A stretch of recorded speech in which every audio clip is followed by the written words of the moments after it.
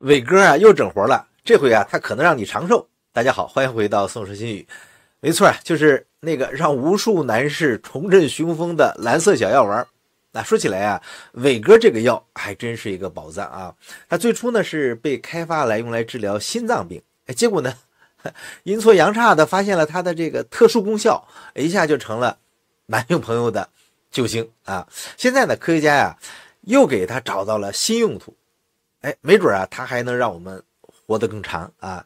那说起伟哥的这个光荣史啊，那就让其他的药物是黯然失色啊。1998年3月27号啊，由美国食品药品监督管理局 FDA 正式批准，至今啊已经26年了啊。在这之前的1994年啊，制药公司的科学家们，他们发现这个西地那非啊，就是伟哥的这个有效成分，在治疗勃起功能障碍方面，它的有效率是 78%， 远超过其他的同类药物的 20% 的时候，那真是欣喜若狂啊。在美国上市后第一周啊，就每天开出了 1.5 万张的药方，那第7周每天27万张处方。那虽然它是后起之秀，但是伟哥呢是在当时啊备受瞩目的这个青霉素啊、避孕药啊都黯然失色，一举成为20世纪最受关注的药物。现在他又出来抢风头了啊！最近啊，美国有个叫干预测试程序 ITP 的研究项目，打算呢把伟哥的有效成分西地那非呢拿来喂老鼠。他们的目标啊可不是让老鼠更幸福啊，而是想看看这个玩意儿能不能让老鼠多活几天。说起这个 ITP 啊，它可不是什么小打小闹的这个实验啊，这是美国国家老龄化研究所搞的一个项目。这个项目已经搞了22年了，他们的目标就是一个找出能让咱们活得更长、更健康的这么一个法子，长生不老啊！你可能会问，为啥要拿老鼠来做实验呢？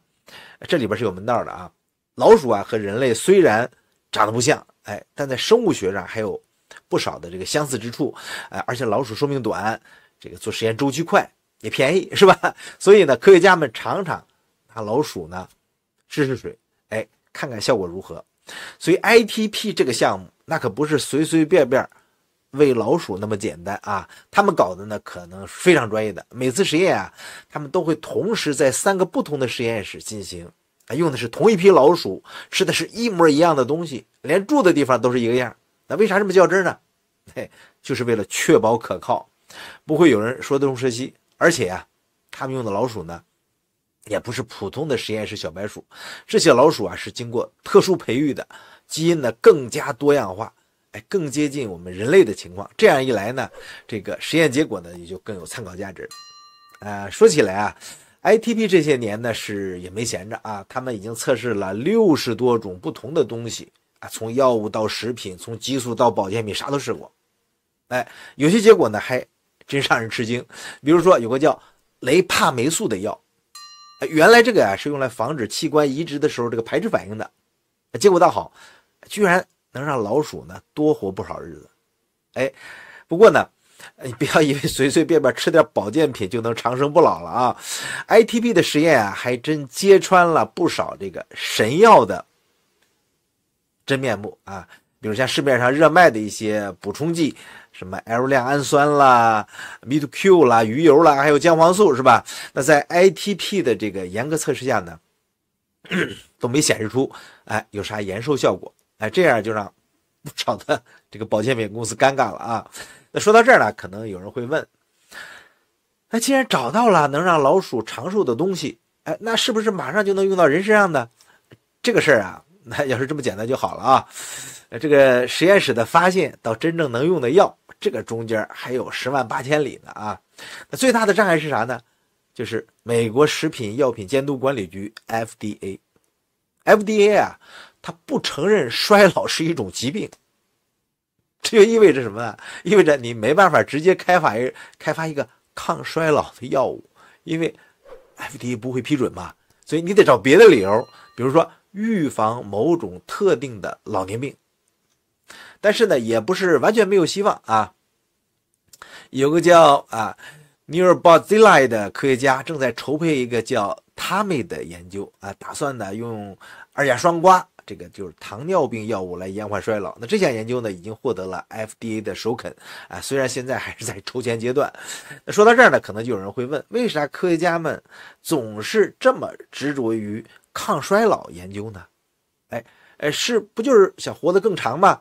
其实啊，这里面的意义呢还是相当大的。首先啊，延缓衰老不仅仅的是让人活得更长，更重要的是啊，是让人活得更健康。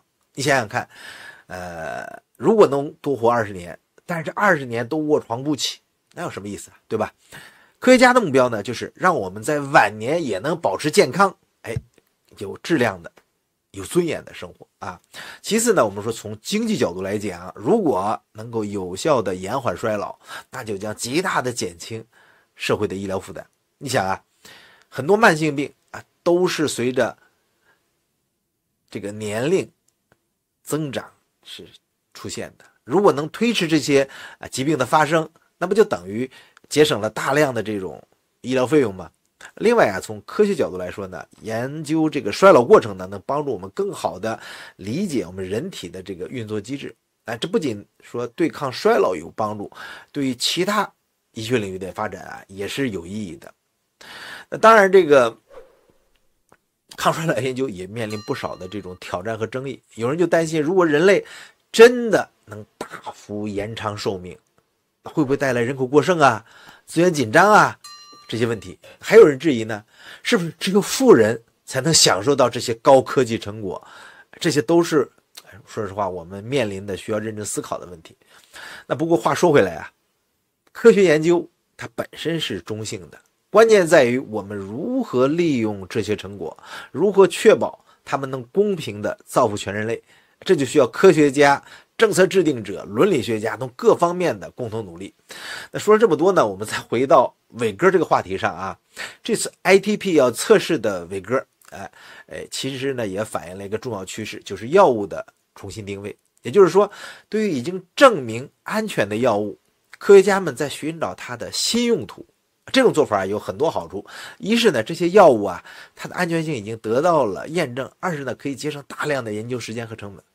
伟哥呢就是这样一个典型例子嘛，是吧？他从心脏病药物变成了治疗勃起功能障碍的这个药物，现在有可能成为抗衰老的这个候选药物。这种老药新用的策略啊，在医学界是越来越受重视了啊，有点像中国风的歌曲，是吧？当然了，你现在说伟哥啊，能不能真的延缓衰老还为时过早。ITP 的实验呢才刚刚开始啊，还需要等待结果。即使结果是积极的啊，从小鼠实验到人体应用，中间还有很长的路要走。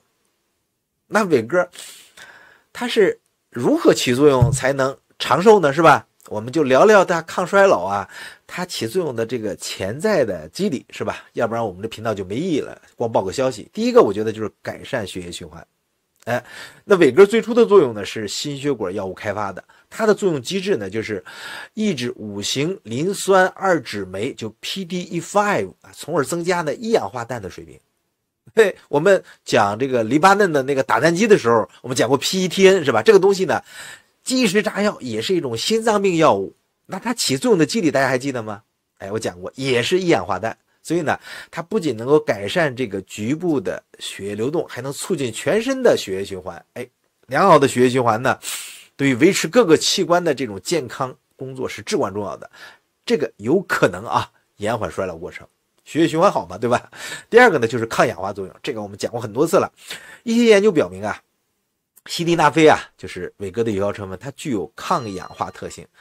氧化应急呢，被认为是加速衰老的主要因素之一。那通过减少自由基的损害，伟哥有可能有助于保护细胞，延缓衰老。第三个就是线粒体功能啊，有证据表明啊，西地那非它可能啊改善线粒体的功能。那线粒体大家知道是细胞的这个能量工厂，它的功能下降啊和衰老是密切相关的。通过优化线粒体的这个功能，伟哥呢可能就有助于维持细胞的活力。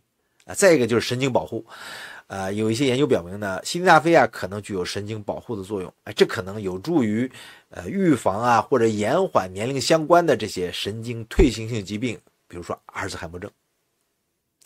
第五个呢就是肌肉功能伟哥呢可能改善血流和氧气供应，增强这个肌肉功能。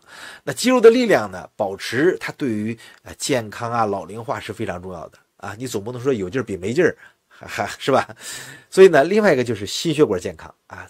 它本身它原本就是一个心脏病药物嘛，心血管病药物，所以西地那非呢可能通过改善心脏功能和血管健康来延缓衰老。那心血管健康对于整体寿命和这个生活质量是至关重要的。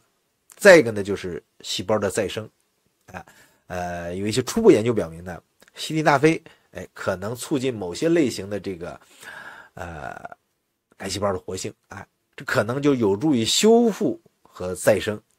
最后一个就是炎症的调节，就是慢性低度炎症，它被认为是一个加速衰老的一个重要因素。那一些研究表明西地那非可能具有抗炎作用，可能有助于减缓这个衰老过程。这个我倒觉得和二氢胡皮素是比较像的那需要强调的是这些都是基于现有研究的理论的推测。ITP 它研究正是通过严格的科学实验来验证这些假说。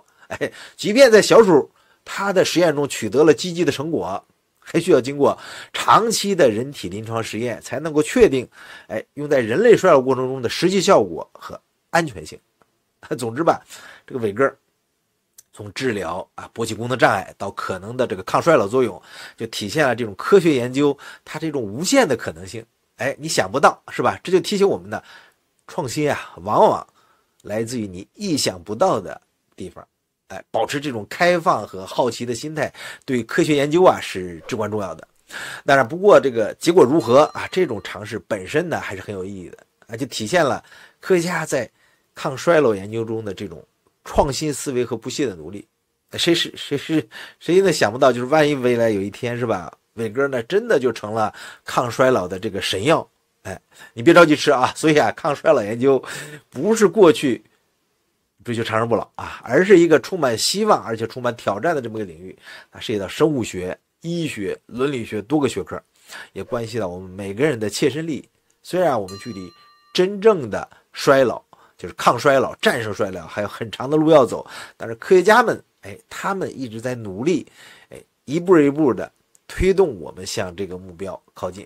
那我们作为普通人我们可能没法直接的参与到这些尖端研究中，你也不要偷吃但是我们可以保持关注了解最新的进展，并且在日常生活中实践已经被证实的健康的生活方式。毕竟这个健康生活方式、均衡的饮食、适度的运动，这些都是目前已知的最有效的抗衰老的药物所以这就是今天的视频，谢谢大家收看大家如果觉得有意思的话呢，欢迎在评论区留言，我们下次节目再见。